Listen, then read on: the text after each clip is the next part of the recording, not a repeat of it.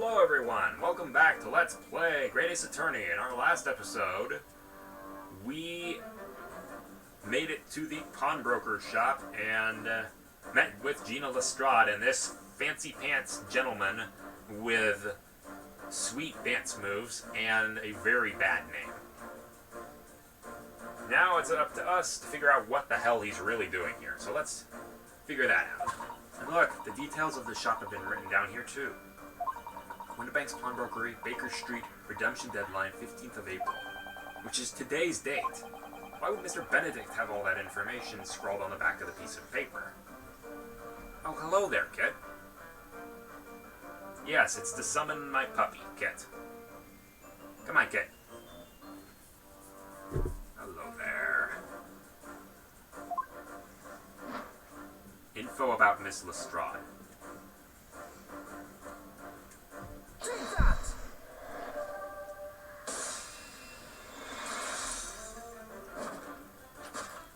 Yes, what brought you to the shop in the first place is the info about Miss Lestrade. Quite so, my dear fellow. It would appear that the writing on the sketch on the reverse of the flyer pertain to the pickpocket Miss Lestrade and to Mr. Winterbank's pawnbrokery here. Ah! You originally told us that you had merely given chase after Miss Lestrade stole the redemption ticket from you. But that, sir, is a thinly veiled lie. It is the information on the back of the flyer that led you here today, by which I mean here to Winterbank's pawnbrokery, and today, the redemption deadline of that overcoat.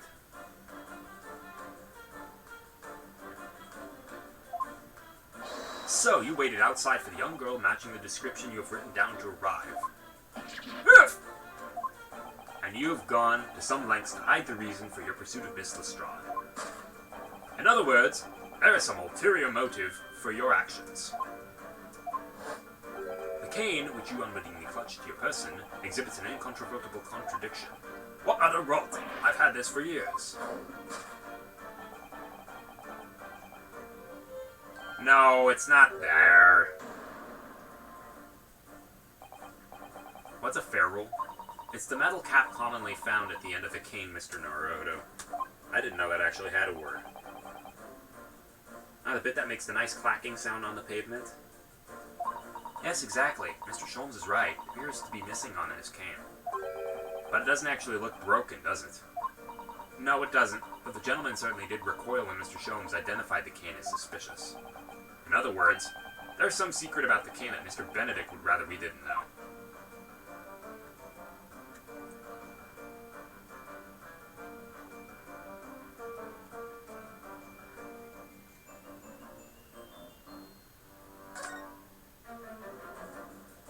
Look here, Miss Susato. There's some letters on the handle. Those must be initials, I think. In the West, it's customary for people to engrave their belongings with the first letter of their name. So Herlock Sholmes would be HS, you mean? That's right. And the initials on this cane, obviously. Oh, AG? Why does it feel as though that's not quite right?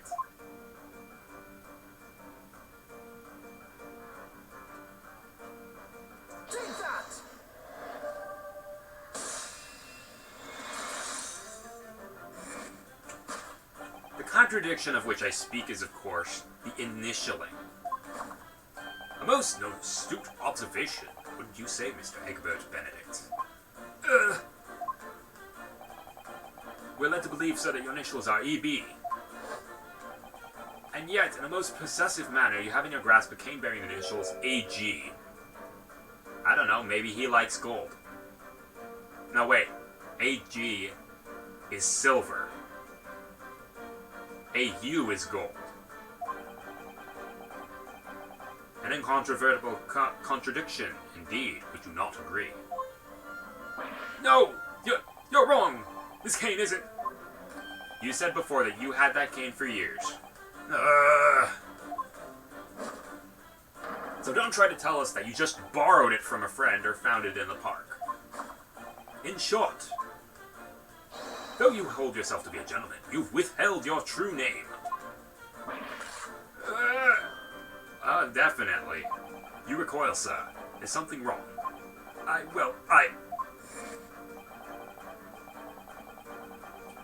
And in your recoiling, you have inadvertently facilitated the answer to the next conundrum to present itself. Namely, what is the truth behind this rod you bear? Yes, your reaction betrays the truth. Handle what you evidently would like to conceal is the key, blah blah blah. No, it's not. Let's consider the bare bones of what's happened here. Miss Lestrade redeemed that fine-looking overcoat, and now a mysterious man has appeared introducing himself with a fake name and claiming the overcoat belongs to him. But we know that he actually identified Miss Lestrade from a written description, which suggests that everything else he's told us is untrue. So what we need to do is somehow prove the overcoat cannot possibly belong to him. Holy crap. Oh, the seam on his shoulder here is coming apart. So it is. You know, a moment ago when Mr. Benedict was surprised at something that was said, I thought I heard him make a rather strange noise. It sounded like a tiny growl. And now I think it was probably the sound of the seam ripping open. It's a very tight fit. The sleeves are stretched to bursting and he wouldn't have a hope of fastening at the front. If he were to run around in it, I'm sure the whole thing would fall apart. That I'd like to see. Sorry? So how can we make Mr. Benedict run around? She's really giving this some thought. Alrighty. Split seam. Here we go.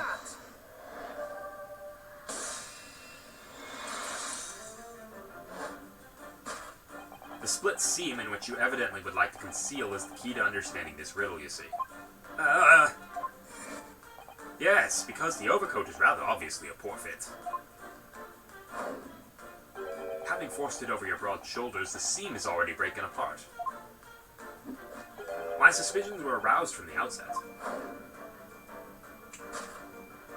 When you so baldly lied about your name and so boldly waylaid this pickpocket. Hey! This catalogue of untruths has all been for one very specific purpose. To steal the article that the young girl redeemed from Mr. Windibank.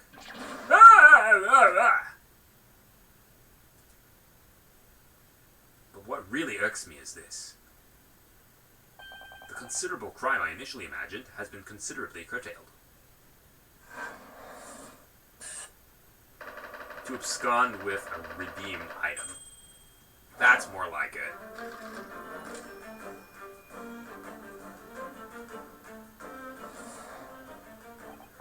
Now, Mr. Benedict, let us continue. For we must expose the details of this elaborate crime in which you have planned. No.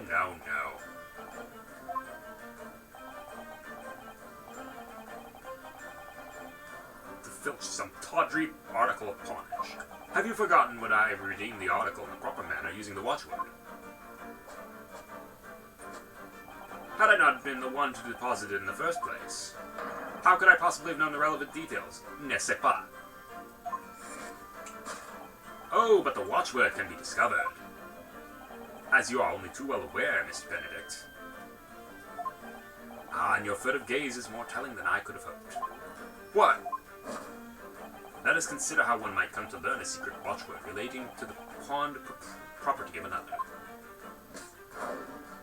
No, it's not. The council knows. The direction of the deduction must change rather dramatically. No more talk of tunneling into the sewers. Which is a pity, because it all sounded rather exciting. Anyway, you can't deny that this mysterious gentleman did know the watchword. If you didn't know that word, Mr. Windibank would never allow you to redeem the article. But looking at it another way, if you did know that word, Mr. Windibank would allow you to redeem the article whether it was yours or not. So the question is, how could he have found the watchword out somehow?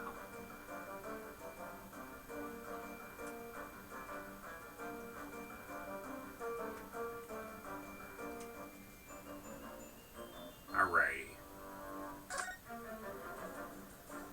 Look at this, Mrs. Usato.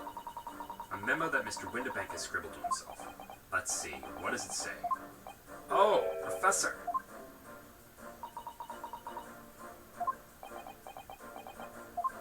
Mr. Winterbank must take a note of the watchwords his customer gives him right before their eyes.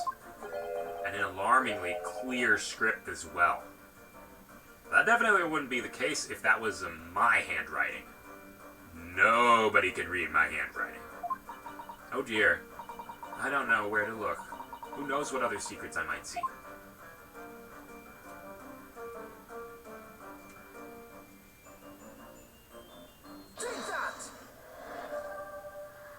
There.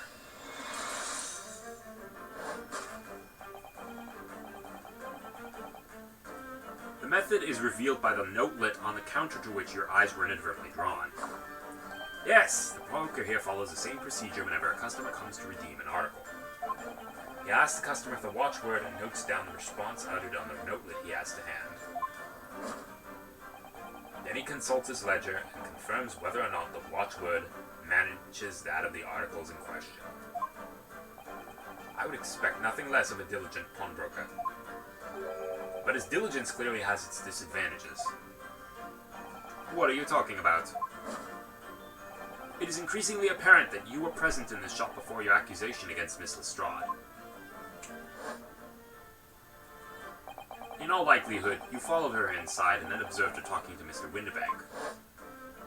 When the diligent broker made a note of the watchword, as is common practice, you observed him writing the word professor on the notelet beside the ledger. And that, dear sir, was the master plan you devised to steal the pawned article from the young Miss Lestrade. Master plan! Which brings us at last to the final chapter of this lurid scheme. Why would you go to such lengths to redeem that particular article from this pawnbroker? Are you quite serious?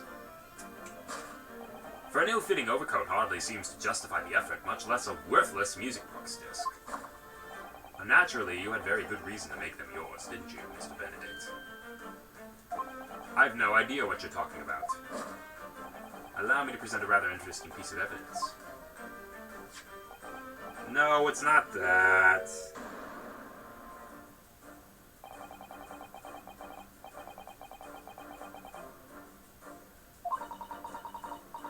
It isn't even worth a penny. I wonder if perhaps we already have the evidence we need to explain it. Yeah, it's the music box.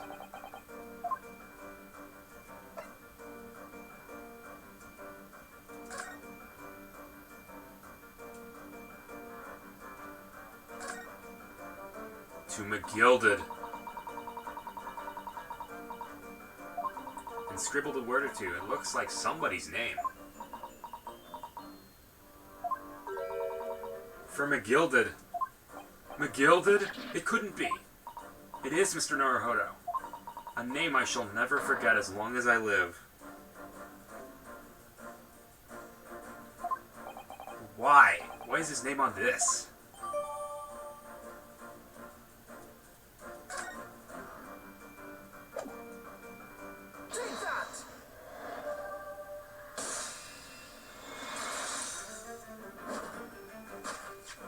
You see, this music box disc tells us all we need to know.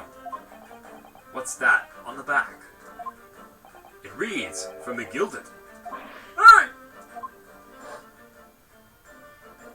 You again, Mr. Magnus McGilded, the unfortunate philanthropist who perished in curious circumstances at the Old Bailey 2 months ago, who may or may have not killed somebody. A prominent man in London, though his lone-mongering demonstrated a distinct lack of scruples. So, you're an associate of his, are you? Or perhaps a subordinate? Mr. McGilded was a man of unusually small stature. In fact, he was precisely the right size for that overcoat that you squeezed yourself into. Your true identity remains shrouded in mystery, Mr. Eggert Benedict. But the final conclusion here is crystal clear. The reason you came to this pawnbrokery today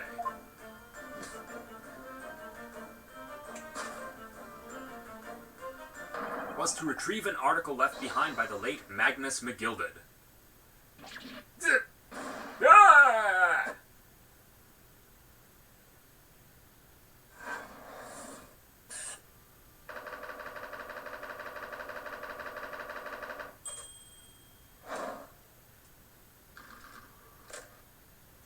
better than the others.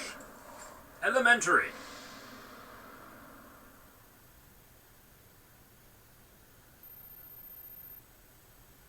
Well, well, Mr. Magnus McGilded.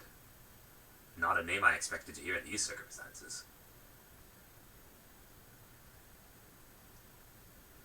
Mr. Sholmes, I'm afraid there's something very troubling on my mind. Pray tell, Miss Susato. Well, according to what Mr. Windibank told us earlier, today was the final day on which the loan would have been redeemed, was it not? Yes, ma'am. That is correct. Today would be precisely 2 months since it was first deposited. Well, today's 15th of April, so 2 months ago today.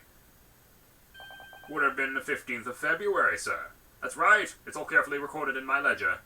That's the day we came here. Deposited at 10:30 p.m., I see. What? But that suggests... Yes, 15th of February is precisely the day on which the omnibus murder took place. And 10:30 in the evening is precisely the time in which the horrible events were unfolding. Suggestive is not the word. It would seem the matter is entirely beyond coincidence. I had a feeling that wouldn't be the case. There was something not right about that trial.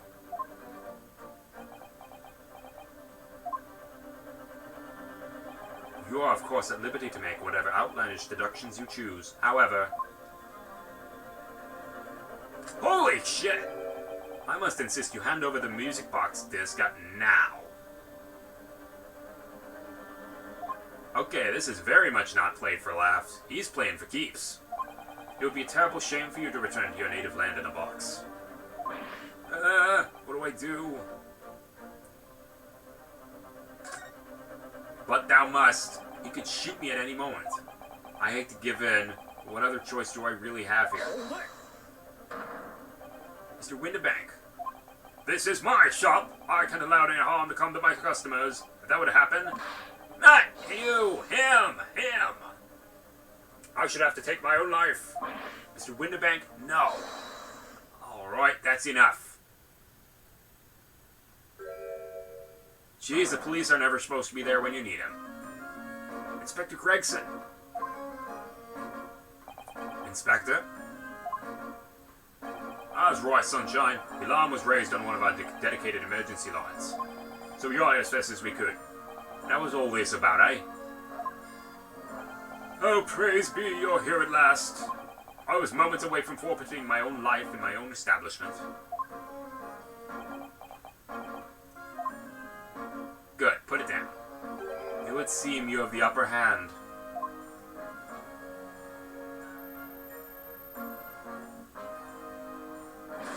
Right, you lot have some explaining to do. I don't appreciate being bothered for some petty argy-bargy. Petty? Mr. Windibank very nearly met his end. Yeah, by his own gun as far as I can tell. Oh dear. I know a lot of Britain could meet with its end if I don't get to the bottom of this case I'm supposed to be working on. What on earth is the case, Inspector? Spare no detail on Gregson. I might have said a little too much. No matter, it's nothing to do with you lot. Anyway, sir, you're gonna have to come with me down to the station. But of course, Inspector. Hey! He's getting away! After him, lads! Whistle the beat officer, too! Sir!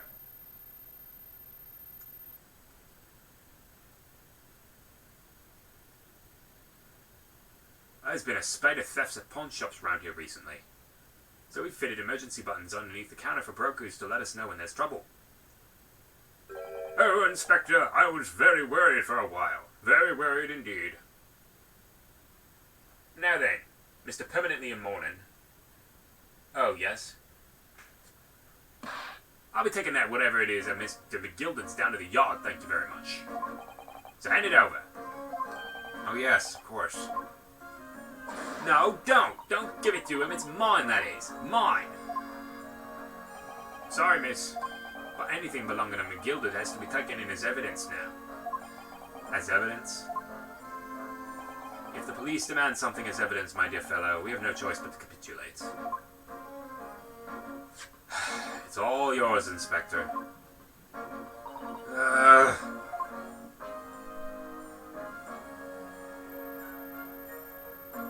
And so, we handed Mr. McGilded's disc over to Inspector Gregson, and were summarily turfed out of the shop and onto the street.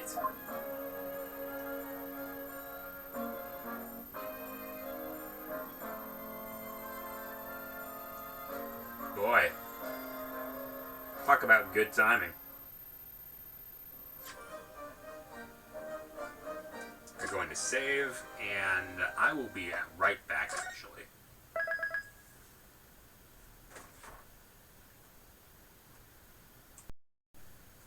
Okay, we're back. Let's get started.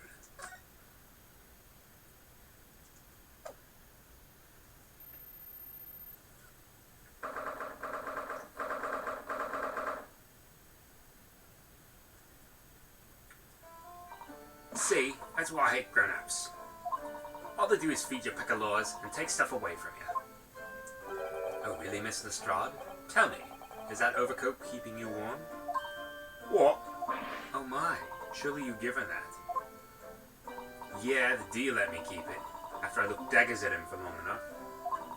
He went through the pockets and then said, "Go on then, have it," before telling me to scarp her. Always pays off giving the people a look like you ate him. I can't help feeling it's going to get you into serious trouble one day. What I really wanted was that nice shiny disc mine. The music box disc, but Mr. Winterbank said it was practically worthless. I think I'm going to go and have another bash. Give him a long, hard stare. I think not, Miss Lestrade. We shan't enter Mr. Winterbanks again today. Why not? That's not fair. It can't be helped, I'm afraid. The police are investigating the scene now, and I'm taking a statement from Mr. Winterbank. But it's mine. I had the ticket for this coat, and it was in this coat's pocket. And there should be something else in it. That's what that rotten cove said, ain't it? He did mention something about another article, didn't he? Well then, it's mine too, whatever it is. Now she's really pushing her luck. Miss Lestrade, I think it's time to admit defeat. You've had your haul for the day. Yeah, and it's all your fault, Sholmes. So what are your plans now? Will you dine with us this evening? Eh? Irish would be delighted to cook, I'm sure, and I might entertain you with a modest violin recital.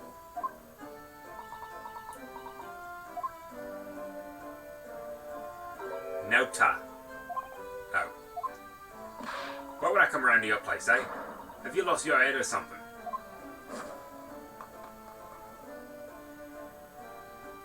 Oh dear, she's gone. Having reviled on me quite unnecessary, I might add. I can't help wondering if perhaps she might turn up anyway. Interesting. Once she's had a chance to calm down, I think there's a good chance she'll decide to come. Very well then. I'll inform Iris to set a place for our potential guest at the dinner table this evening. And one more thing. I should be glad of your company later too. Sorry? I believe I will have a rather splendid surprise to show you. Oh, how exciting! What is it? You shall have to wait and see, Miss Susato. Until later, then.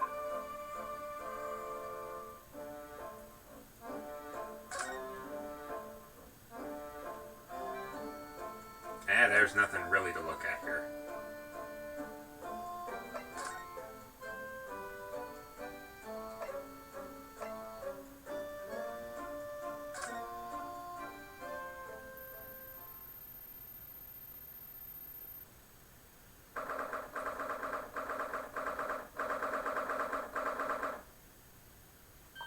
Susie and Runo. Come in. Come in. Good afternoon, Iris. Thank you so much for breakfast this morning. Oh, don't mention it. Goodness, look at the time already.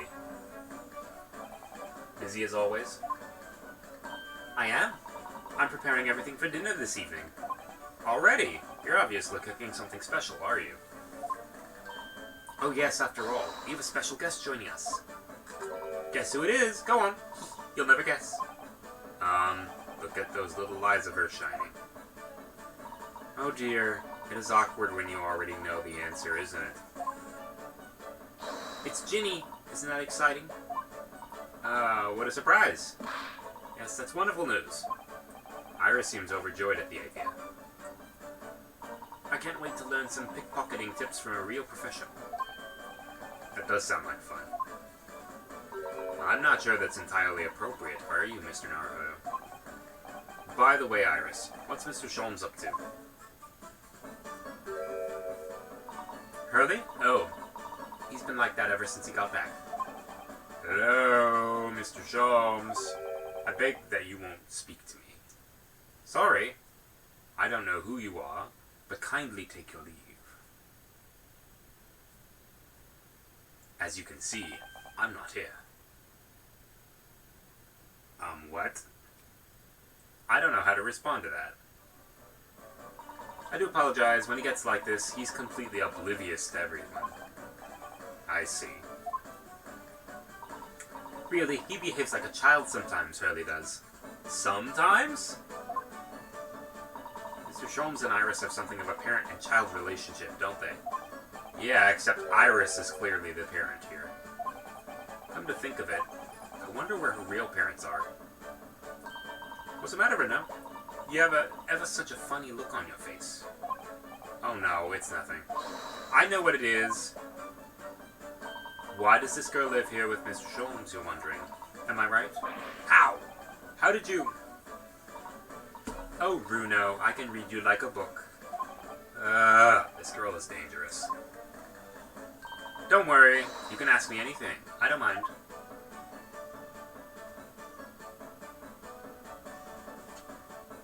Alright.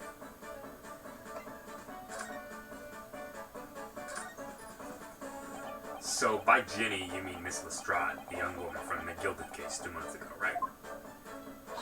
Yes, who also stole my experimental smoke grenade launcher. Although, after that trial, I invited her back here and we had dinner together. And now we're the best of friends.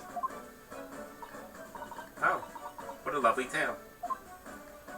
Yes, now if I bump into her on the street, she runs away as fast as she can. Oh. And I chase after her down the back alleys. Interesting idea of friendship.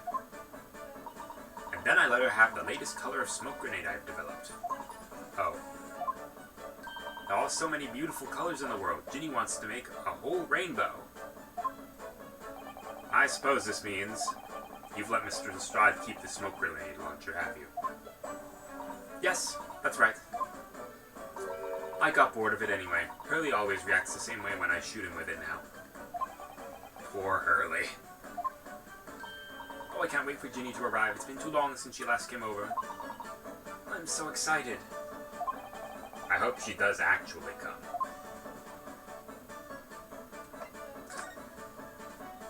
I'm sure you've been wondering why it is that I live here with Hurley, haven't you? Well, it has crossed my mind. That and where are your real parents? My mummy and daddy aren't with me anymore. Oh. Mummy passed away when I was born. And around the same time, my father, well, he had to go to a faraway land because of one of the cases he and Hurley was on. Oh. Wait a minute. Did you say he and Hurley? Yes. Daddy and Hurley were always solving mysterious cases together. She didn't mention that before.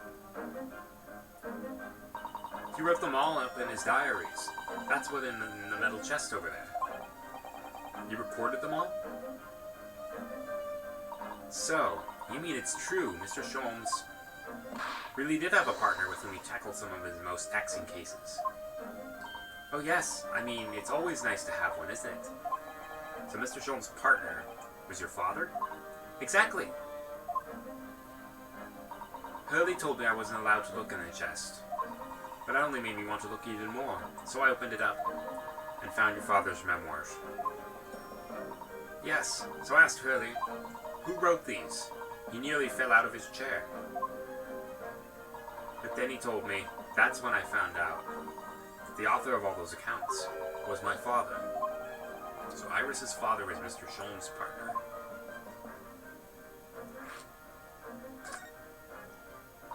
I've practically lived with Hurley all my life. I was tiny when he took me in. So it came as quite a shock when Hurley told me he wasn't really my daddy. I mean, it must have done.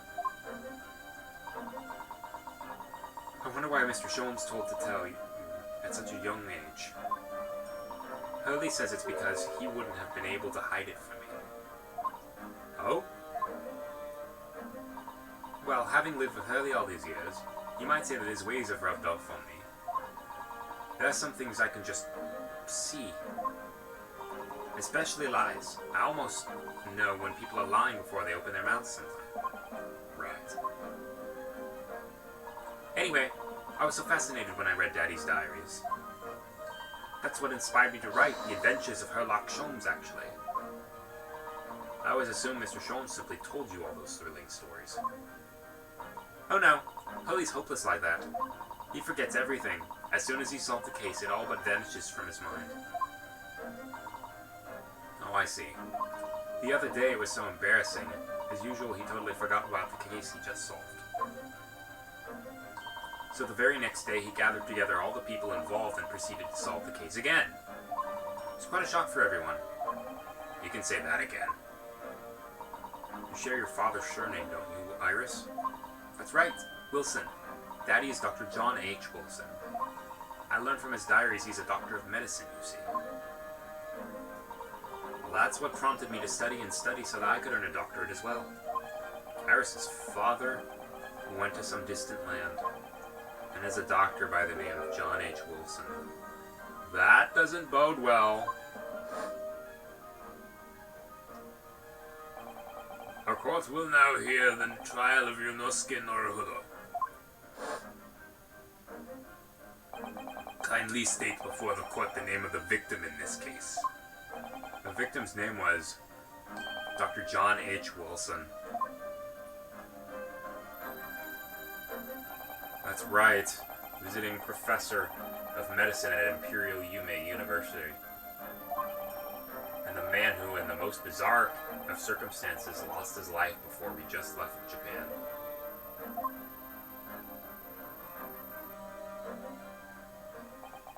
Miss Susato. Yes, perhaps we shouldn't pursue this conversation any further at this time. I think that would be for the best. Ah, my dear fellows! How good to see you! Mr. Sholmes! Never did you not make your presence known to me before?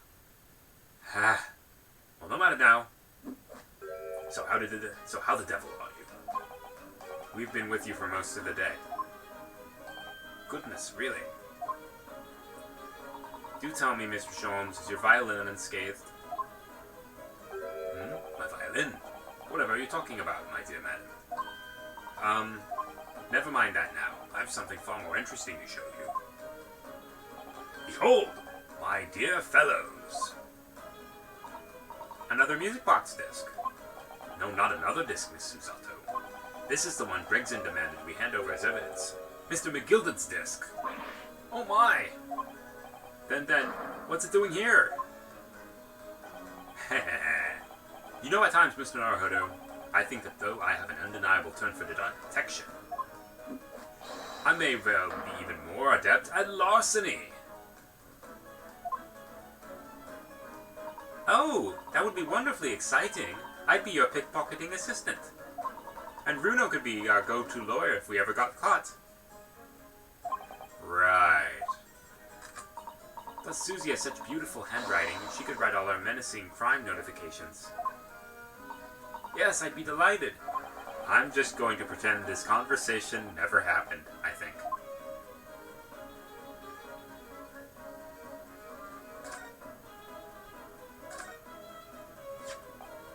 I don't understand. How did that disc come to be in your possession? I thought Inspector Gregson took it back to Scotland Yard. Quite correct. And that sort of uncompromising attitude is precisely why I always carry some of this. That's a bar of caramel, Mr. Sholmes. Your one and only friend in times of loneliness, if I'm not mistaken. If you will humor me, my dear fellows. Cast your minds back to when the good detective confiscated the disc. I'll be taking out whatever it is of McGilded's down to the yard, thank you very much. Hand it over. Oh yes, of course. If the police demand something as evidence, my dear fellow, you have no choice but to capitulate. It's all yours, Inspector. For the briefest of moments, I had the disc in my hand, did I not? You did. But I still don't understand. It was at precisely that moment that I summoned my one and only friend into action. And pressed the disc into the pair of bars like this! That's amazing. The disc and all the minuscule protrusions have made an image in the caramel. Indeed, this caramel is quite exceptional. I developed it myself, you know. The Candyman. Oh, the Candyman can. Suitably soft for making impressions, but resistant to melting. The result of precisely controlled solution. Yeah, sugar solution is very, very exact. How extraordinary. I've actually never made caramel before, but I have made something close to it. Carrying a pair of these on one's person frequently proves very useful indeed. Take a house key, for example. A simple press and its unique form is duplicated. I can enter anyone's property at will, and never without high sucrose nourishment. Yes, it sounds illegal. From the image, I was able to create this.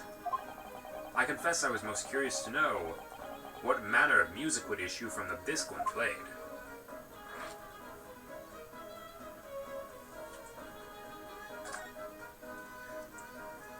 Do tell us then, Mr. Sholmes.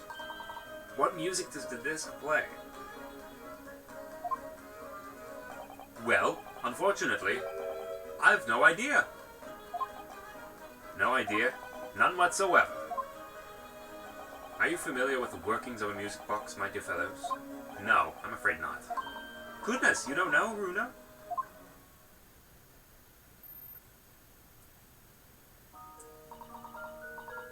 Inside a music box, there's a special metal piece called a comb. That's what produces sound.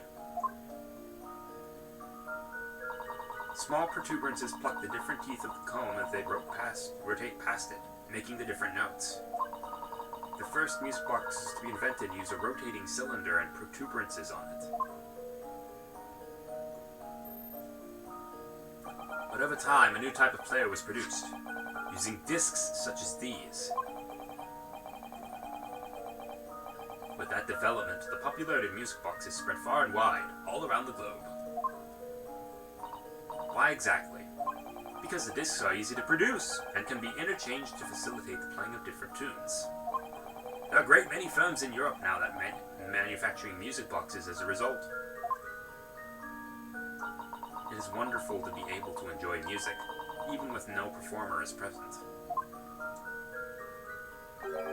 But it is the very success of the invention that means we are now presented with an insurmountable problem. What do you mean? As you may imagine, the construction of one firm's music box does not match with another. And we have no way of knowing in which music box this particular disc was designed to be played. There's no resolution to this problem, I'm afraid. It's quite intractable.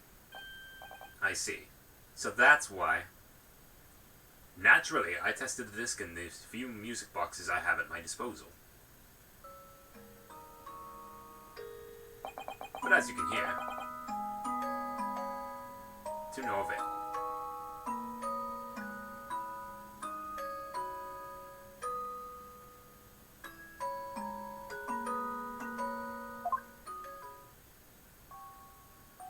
Yeah, that's not quiet music. The results were equally unsatisfactory in this one. So, I'm presenting, engaged in acquiring an example of all the music boxes ever made in Europe. Every single one. That's Hurley for you. He always takes things too far. But my dear girl, an unresolved riddle is quite repugnant to my constitution. But surely all the different types in Europe will surmount to a huge volume of music boxes, won't it? Yes, that is certainly true. In the worst case, I shall just have to ask you to vacate the attic room. Excuse me. What?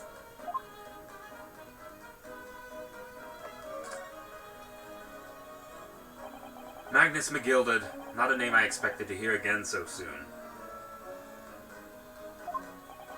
Yes, it's only been 2 months since that grisly case.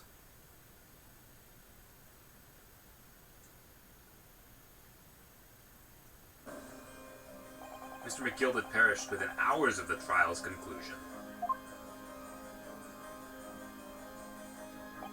Was it the curse of the Reaper? No one knows still now.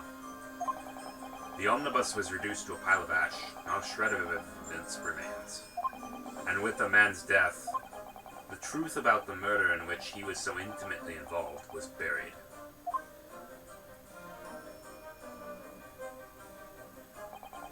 Even though we successfully established Mr. McGilded's innocence in the trial, the newspapers are still claiming it remains an unsolved case.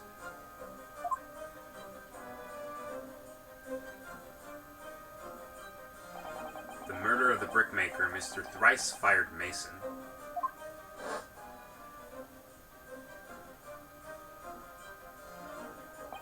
In the end, the truth of the matter remains a mystery. We still have no idea what really happened that night. And although Mr. McGilded was found not guilty through my defense, I still don't know if that was the right judgment or not.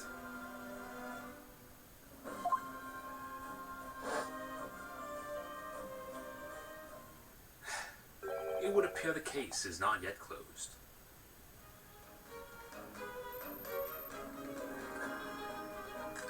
Well, it's time I started getting things ready for dinner, I think. Ginny will be here before long. Thank you, Iris. Excuse me. Oh, well, you must let me help you then. Of course, Susie. There's plenty to do.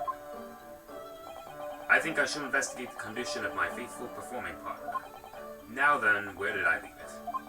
Let this be a lesson to me, Mr. Sholmes. Never leave anything too precious with the pawnbroker. Yes, you may be right. Oh, that reminds me of something Mr. Windibank said before. He said that he had a manuscript of Iris's in pawn, didn't he? Did he? Yes, he definitely mentioned it. Mr. Sholmes' latest tale of otherworldly mystery lies dormant in my storeroom. Were his words, I believe. So you heard about that, did you? I expect you were as incensed as I was. Oh yes, the idea of such a wonderful story languishing in Mr. Windibank's story room, gathering dust. My dear madam, I'm quite sure I told you already. The pawnbroker's storeroom is the safest place for it, more secure than a bank's vault. And what about your Stradivarius, Hurley? Was that safe and secure? Well, there may be the occasional mix-up. Caused by a certain impetuous someone not far from me now. Alright, we'll catch up on this in the next episode.